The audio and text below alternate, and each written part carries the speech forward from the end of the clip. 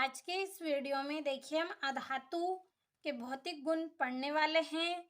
तो आप वीडियो को लास्ट तक ज़रूर देखिए क्योंकि इसी वीडियो में मैं आपको यहाँ पर अधातु के जितने भी भौतिक गुण हैं वो सभी इसी वीडियो में आपको बताने वाले हूँ। तो वीडियो को लास्ट तक ज़रूर देखिए।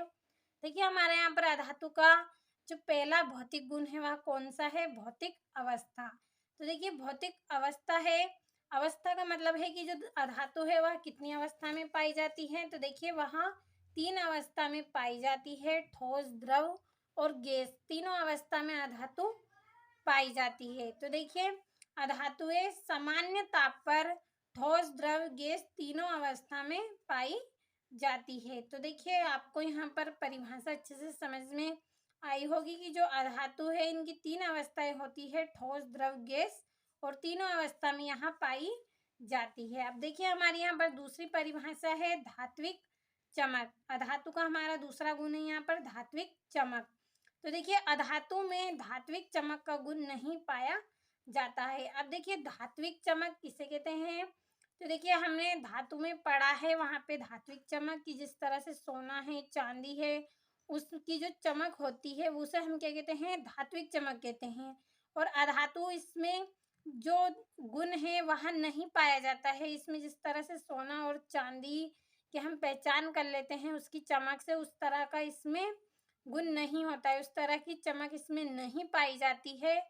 तो इसलिए इसके हमारी परिभाषा यहाँ पर क्या बनती है कि अधातु में धात्विक चमक का गुण नहीं पाया जाता है। अब देखिए तीसरा है हमारा ध्वनिकता। तीसरा गुण क्या है? ध्वनिकता। तो देखिए इसमें ध्वनिकता का गुण नहीं पाया जाता है। अब देखिए ध्वनिकता, जब हमने अधातु में पढ़ा है कि जब हम लोहे की वस्तु को जब हम पीटते हैं तो वह ध्वनि उत्पन्न करती है, किस तरह से उसमें से आवाज आती है, उसे हम क्या कहते हैं? ध्वनिकता कहते हैं। और अधातु में यह गुण नहीं पाया जाता है। इसको जब हम अधातु को हम पीटेंगे तो यह ध्वनि उत्पन्न नहीं करेगी। तो इसलिए हम इसको इस तरह से बोल सकते हैं कि इसमें ध्वनिकता का गुण नहीं पाया जाता है। अब देखिए हमारे यहाँ पर चौथा है मुलायमता। तो देखिए जो अधातु है अधिकांश मुलायम होती है। जो धातु है, देखिए जो अधातु है यह बहुत ही मुलायम होती है। तो इसलिए हमने यहाँ पर इसे कहा है कि अधातु अधिकांश मुलायम होती है।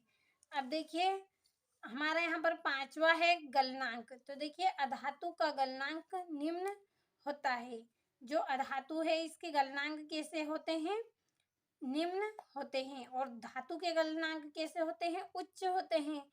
और अधातु के गलनांक कैसे होते हैं? निम्न होते हैं। अब चलिए हम अगली परिभाषा को देखते हैं।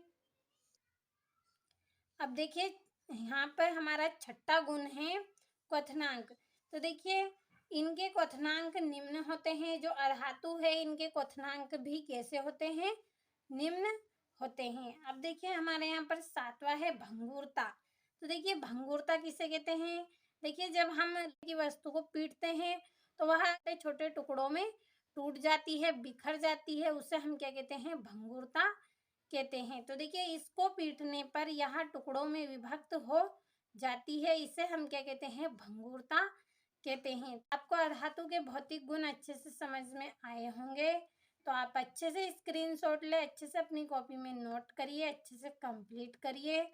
बहुत ही महत्वपूर्ण प्रश्न है, अच्छे से आप कंप्लीट करिए इनको।